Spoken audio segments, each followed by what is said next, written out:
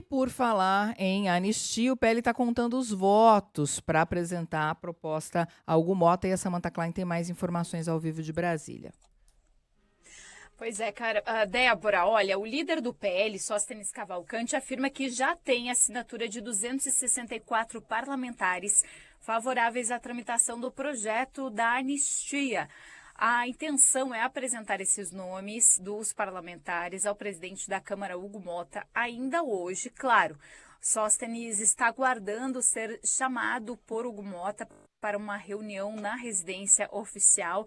Lembrando que Motta passou o dia em Brasília em reuniões, então, fechadas no bastidor. Nem a agenda dele foi divulgada nesta segunda-feira. Nesse mapa, integrantes do Centrão topam uma anistia que reduza as penas dos já condenados pelos atos golpistas.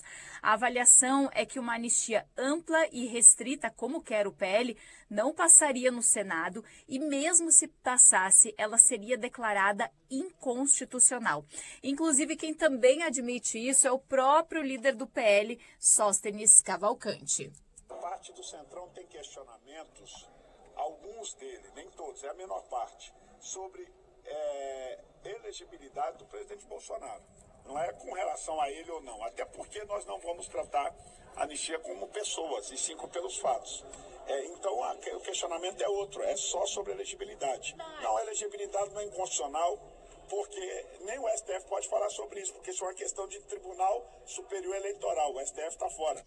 Ou seja, mostrando que o projeto apresentado pelo PL, que é considerado mais radical, provavelmente nem o próprio PL acredite que passaria na Câmara e muito menos no Senado. Por outro lado, uma eventual aprovação aqui na Câmara de um texto bastante amplo pode inflar a massa bolsonarista e gerar ainda mais ruído para o Palácio do Planalto. Por isso que o governo está tentando garantir o maior número de votos possíveis para barrar esse texto na Câmara.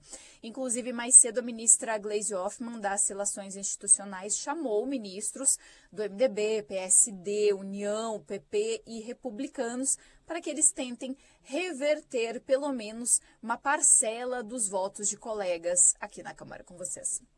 Obrigada, Samantha, pelas informações. Será que o governo vai conseguir seguir nessa estratégia de reversão? Porque a gente tem o Hugo Motta extremamente pressionado, com Arthur Lira com uma articulação muito grande nos bastidores e a pressão do PL também muito grande, vocalizada, como disse a Carol, pelo Tarcísio, né?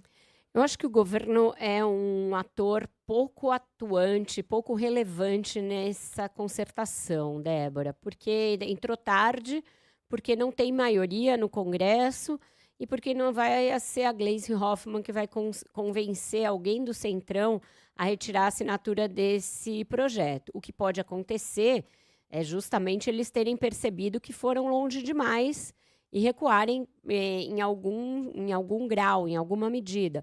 Essa fala do líder do PL já dá a entender que eles podem optar por uma versão não tão radical quanto aquela da semana passada, que praticamente anistiava até crimes futuros. Ainda assim, eu acho que o clima, e aí isso é que é o importante, o Supremo, né? O clima no Supremo, para qualquer tipo de arranjo, qualquer tipo de acordo de uma anistia, por exemplo, como estava sendo costurada pelo Davi Alcolumbre, que atingisse os condenados do 8 de janeiro com uma espécie de revisão penal, revisão processual, etc., eu acho que o clima azedou para isso, depois dos atos do fim de semana, principalmente depois da fala do governador Tarcísio de Freitas. Eu acho que ficou claro para esses ministros que não tem negociação possível nos termos que os bolsonaristas usam para se referir ao judiciário. O Eduardo Bolsonaro, numa videochamada, chegou a dizer que vai atrás de cada um dos ministros, dos familiares do ministro Alexandre de Moraes. Se isso não é uma ameaça explícita, não só ao ministro, mas aos familiares dele, eu não sei o que é. Isso certamente vai ser incorporado àquele outro inquérito em que o deputado é acusado de praticar tentativa de coação contra o Poder Judiciário. Isso é uma coação confessa gravada em vídeo e da qual ele se orgulha, que ele fala que o ministro Alexandre de Moraes encontrou pela frente alguém que tem o saco roxo, fazendo uma menção, tecendo loas a uma fala nefasta do Fernando Collor, que depois sofreu impeachment. Então, qualquer clima para convencer os ministros do Supremo, olha, a gente baixa um pouco o tom agora e vocês aceitam uma anistiazinha light, eu acho que isso acabou. Isso daí não vai parar de pé depois desses ataques ao judiciário no fim de semana. Então, eu acho que pouco importa o governo nessa equação, tem pouco poder de fogo, tem pouco poder de convencimento. A coisa vai continuar sendo travada ali nesse perímetro que vai do Congresso para o Supremo e de volta, com vários interlocutores tentando fazer uma ponte que cada vez menos para de pé, e as chances cada vez mais reduzidas de que o Supremo tolere algum grau de anistia. Eu acho que um personagem importantíssimo para a gente observar, são dois, na verdade. Um é o Hugo Mota, que me parece que terminou a semana menos convencido do que entrou da conveniência e da possibilidade que ele tem de prosseguir essa anistia. E o segundo é o Davi Alcolumbre, que não quer romper totalmente com o seu colega da Câmara, mas também não vai enfiar a cara do jeito que o Hugo Mota estava enfiando numa conspiração bolsonarista. Ele vai tentar segurar ao máximo que ele puder as coisas no Senado, até porque lá não tem uma maioria tão visível a favor de anistia. Então, esses dois presidentes hoje vão ser mais relevantes para a definição do futuro ou não da ideia de anistia do que o próprio Lula e do que os seus ministros. Pois é, eu ia te perguntar justamente do Hugo Mota, porque ele tem sido muito claudicante nesse assunto, né, Vera? Ele agora convocou sessões remotas até o dia 12 de setembro, diz que vai ser votado nessa semana, aí vai ser votada uma pauta de consenso, nenhum tema polêmico. Mas, assim, ele não se compromete com a oposição, com o calendário para votação, mas também não garante para o governo que esse assunto não avança. Ele está ali no meio do caminho, né? Sessão remota para não ter de sentar naquela cadeira, né?